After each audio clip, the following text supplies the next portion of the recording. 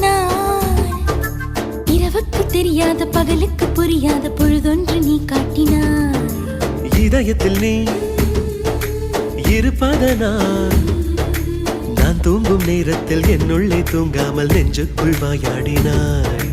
கண்ணாடி நீ கடிகாரம் நான் உன்னுள்ளே ஓடோடி வாழ்வே. காதல் எனும் கடுதாசி நீ என்றென்றும் அன்புடன்